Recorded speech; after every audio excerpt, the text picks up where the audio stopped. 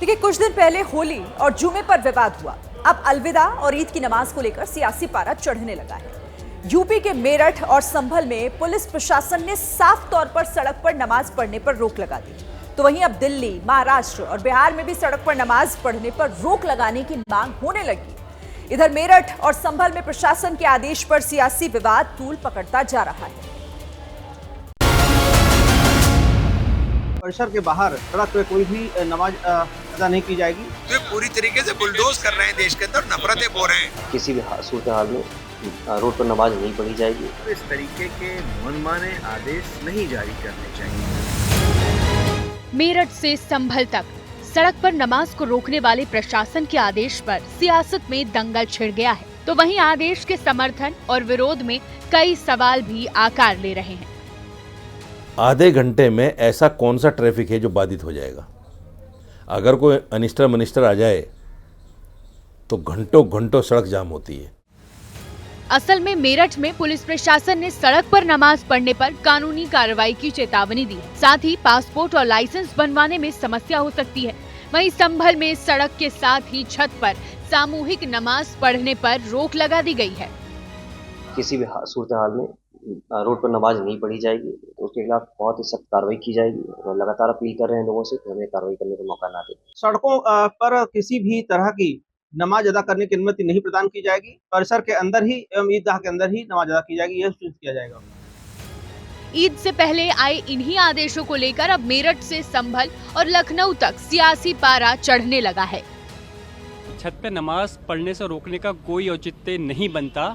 छत कोई सरकारी जगह नहीं है। हमारी जो मजहबी आजादी है उसको छीनने का काम हो रहा है। सारी पाबंदियां मुसलमान पे आपको आयद करनी है, करिए। देश के अंदर नफरतें बो रहे हैं, इनके पास नफरत के अलावा कोई मुद्दा नहीं है। नमाज पर प्रशासन के आदेश को विपक्ष ने मुस्लिमों के साथ भेदभाव से जोड़ दिया है। वहीं समाजवादी पार्टी के नेता एसटी हसन ने नमाज विवाद को माता की चौकी और जगराते तक खींच दिया है। हमें कोई एतराज नहीं है कि सड़क पे जगराते हों। 1 घंटे के लिए ईद की नमाज के लिए सड़क डाइवर्ट कर दी जाती है, बंद कर दी जाती है, तो उसकी इजाजत क्यों नहीं है? सड़क पर नमाज को लेकर विपक्ष का कमोबेश हर एक दल बीजेपी को घेरने में जुटा है। वहीं इस मुद्दे पर बीजेपी सांसद रवि किशन का जवाब बेहद नपा-तुला है। कोई भी धर्म के कार्यक्रम, कोई भी कानून व्यवस्था का उल्लंघन जनता को परेशान करके नहीं होना चाहिए।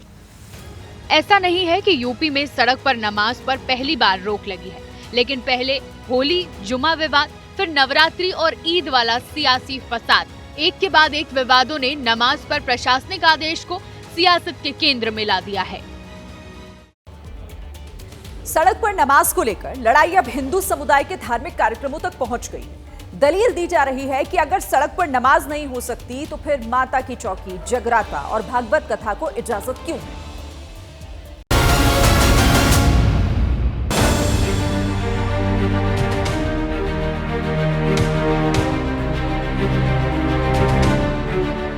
नमाज पर यूपी से उठा विवाद का धुआं अब दिल्ली की सियासी फिजा में घुल रहा है।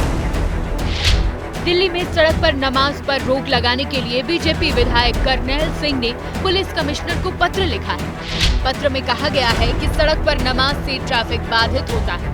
स्कूल बस और एम्बुलेंस को समस्याओं का सामना करना पड़ता है। सड़क पर नमाज पढ़ते हैं, उससे अव्यवस्था फैलती है। यहाँ पर ट्रैफिक की पहले से ही बहुत सारी प्रॉब्लम्स हैं, जिससे एम्बुलेंस को प्रॉब्लम होती है, स्कूल में जाने वाले बच्चों को प्रॉब्लम होती है। इधर करनैल सिंह ने सड़क पर नमाज का मुद्दा उठाया तो आम आदमी पार्टी ने लपक लिया।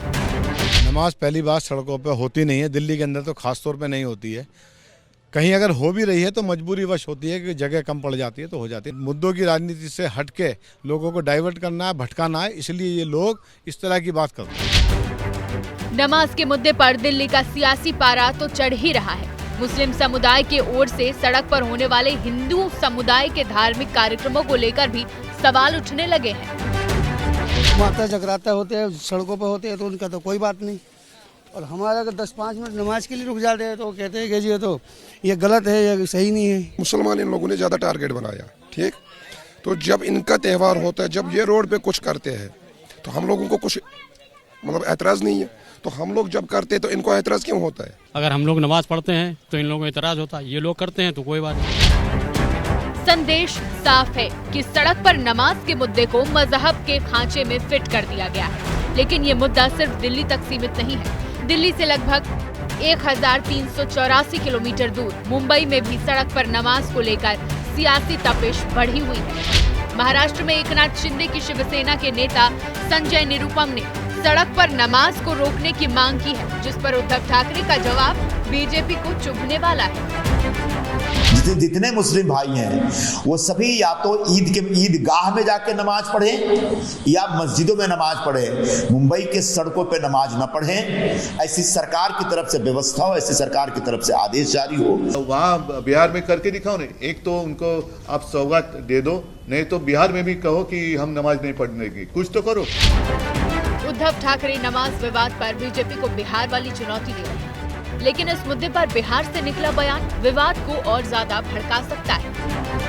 नमाज पढ़ने के लिए तो उनका मदरसा है, उनका मस्जिद है, और ना कहीं जगह मिले तो कब्रिस्तान में इतना बड़ा जगह घेर कर रखे, वहाँ जाकर नमाज पढ़े। कल यानी 28 मार्च को अलविदा की नमाज होनी है, जबकि 31 मार्च को ईद हो सकती है। इससे पहले ही यूपी से दिल्ली, महाराष्ट्र और बिहार तक बयान का तूफान आया हुआ है।